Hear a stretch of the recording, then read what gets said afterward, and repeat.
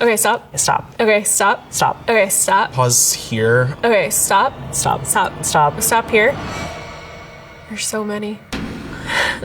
In October of 2022, and in a little more than a week, Taylor Swift and her album Midnights is something no other artist has ever done, occupying all 10 positions of the Billboard top chart.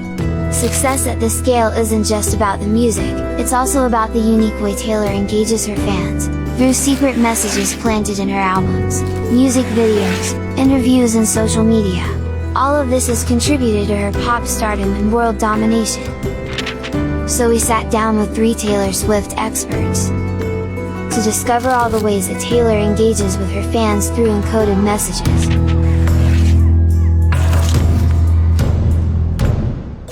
One of the ways fans have identified how Taylor engages with them is through hidden messages. Taylor Swift's a mastermind because everything she does, she thinks about it at least 10 steps ahead with her fans in terms of having that connection with secret clues, Easter eggs, hidden messages in her music. Also when it comes out into her lyrics of her songs and the meanings behind those songs. I think she was really inspired by the Beatles. You play a vinyl backwards and it has a hidden message in it.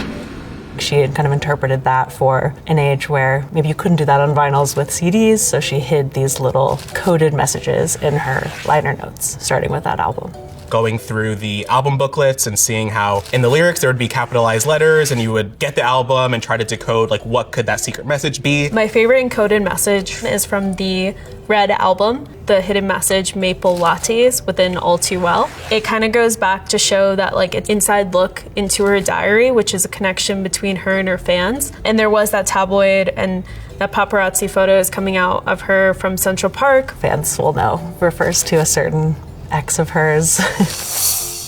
Holding maple lattes. It's those little details that she comes back to. She said it definitely made it so that fans had to look really closely at her lyrics, which you don't ask fans to look extremely closely at your lyrics unless you're really proud of them. She knew it was giving fans like a secret thing to enjoy with her. And I think, especially when you're a teenager, you love having these little secrets. Taylor is a master at knowing when fans are latching onto something that's going to become a really big motif.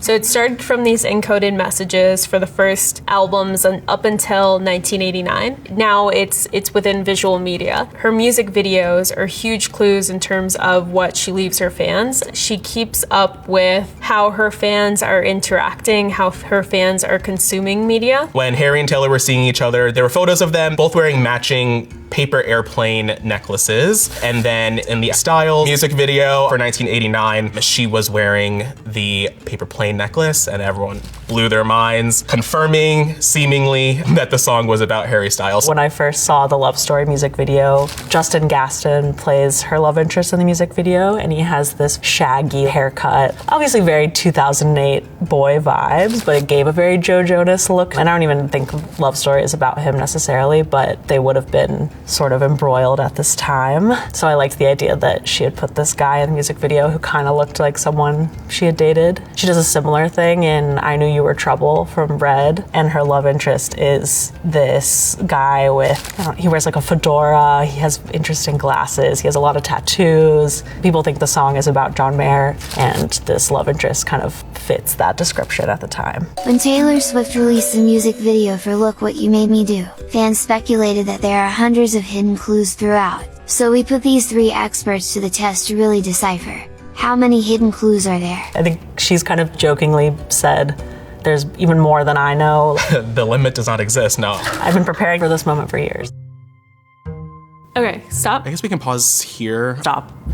The TS initials. So this is a graveyard for Taylor Swift, and whatever else might be in it is related to Taylor Swift. Stop. Joseph Kahn, the director, on the left, and then it says, here lies Taylor Swift's reputation in the middle. She's destroying everything that anyone's ever known about her in the past. Stop. She's wearing an outfit that's very similar to Out of the Woods. So it's like she was buried in 1989 and then came out from the dead for this Reputation era. Stop. The gravestone on her left says Nils Sjoberg, which is the pen name she used on This Is What You Came For, the song she did with Calvin Harris. Stop. In this one, she's burying the 2014 Met Gala dress that she wore. It goes to show the many versions of Taylor and her trying to reclaim her narrative. Stop. Oh, there is a single dollar bill in the bathtub with her that hints back to her assault trial case, which she won and famously got $1. On the columns, you can see it says Et tu, Brute, from Shakespeare's Julius Caesar, and the beginnings of this snake motif. She's going to play on the fact that she was called a snake by Kim Kardashian. The snake emoji became a huge part of Reputation era. She also has snake jewelry on the whole time. The snake is pouring her tea. So she's ready to give the tea. So having the snakes be an Easter egg on this was a hissing good time. That was so corny. I don't know why that just came out of my mouth.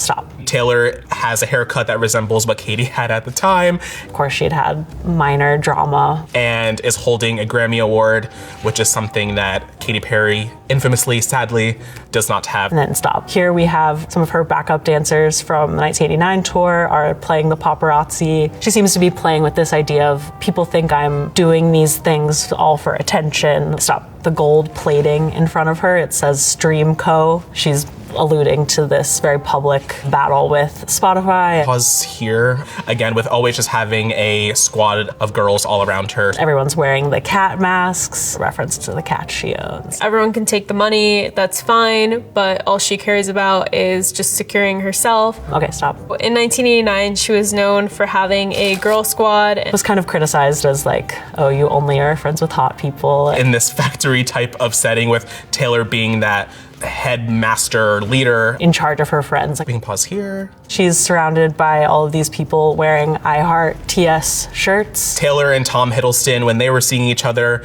he was wearing an I Heart TS shirt. Stop. Here, Taylor is standing on this plane that in another shot, it shows that it has TS6 written on it for her 6th album, and she's chopping off the wing of the plane. This airplane seemed to be going somewhere, now it can't. Another piece of backup for the Karma album theory. And then we have the iconic image of her standing on top of this mountain of old Taylors. These are from her tour, her music videos, her well-known outfits. So some people think that's, you know, an inner battle and different types of aspects and eras fighting for each other. Stop. It is Reputation Taylor.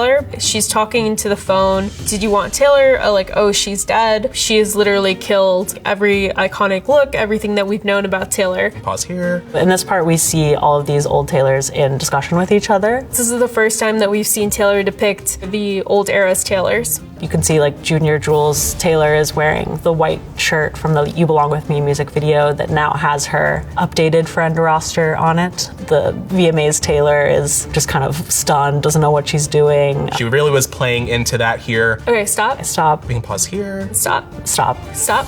There's so many. The release of Reputation led to an overarching fan theory, the recording of a secret album. Karma is this album theory that there was supposed to be an album after 1989 because she does have a cycle every 2 years. However, that didn't happen because of the events leading up to Reputation with the Kim and Kanye West incident. Karma was the original concept for what Reputation became. I think that was probably like the original idea. That was going to be maybe the name of the album or the name of the lead single or something along those lines. On the wall in the Man music video, her alter ego is looking at this wall that has all of her albums on it, and Karma is on there. I like some of the little threads of Karma that exist out there. And I love in the 73 Questions Vogue video, she's asked about life lessons and she says that karma is real. What do you think is the most important life lesson for someone to learn? That karma's real. And fans love that, of course. As artists do, as you continue to work on a body of work, things change and evolve. And so I think Karma could have possibly been just what Reputation ended up becoming. And I think we will hear maybe some of these scrapped Karma songs once we get Taylor's version of Reputation, hopefully soon. Fans love Taylor Swift because of the way she communicates with them, through her clues and music. Nothing proves this more than when she made history, as the only artist to ever have the top 10 spots on Billboard Hot 100 off her album, Midnights. And with this release, she still drops secretive messages for her fans. So in one of the TikToks, she answers the phone in the Midnight's Mayhem with me saying, "Hi, it's me." It's me. Hi. It was pretty funny because then that ended up being the first single, Anti-Hero, from the Midnight's album. It's me. Other clues that Taylor has given from the Midnight's era that Speak Now could be next. In the Bejeweled music video, it starts out with this dialogue between the Haim sisters and Laura Dern. Their characters speaking in riddle, where she starts out with "Speak not." Speak not, tired tacky wench. And then it kind of goes into this whole tangent of her alluding to "Speak Now." She goes to the 13th floor in an elevator. She's pushing 3. Speak Now was her third album. It was a purple button, and purple was the color of Speak Now. This ending shot of the Bejeweled music video also really hints back heavily to a Speak Now era coming soon. This ending shot here shows Taylor on a balcony, and it has a big bell on the side of the castle. These were 2 things that were really big parts of the Speak Now tour that she went on promoting that album. She would fly over the crowd on a balcony, and there was a huge bell that she would ring during her performance of Haunted. And of course, can't forget the dragons here. One of the lyrics in Long Live, which is the final track of Speak Now, is all about "spend the rest of my life fighting dragons with you." I don't think Taylor's ever going to stop doing Easter eggs, and I think the Easter eggs really are just one of the most fun parts of being a Swiftie. I think that's what keeps fans in tune with still wanting them, because it never gets old, or there's a new way of decoding them, where it's not just an Easter egg in a music video. I think it almost doesn't matter if she stops doing Easter eggs. Fans are not going to stop speculating.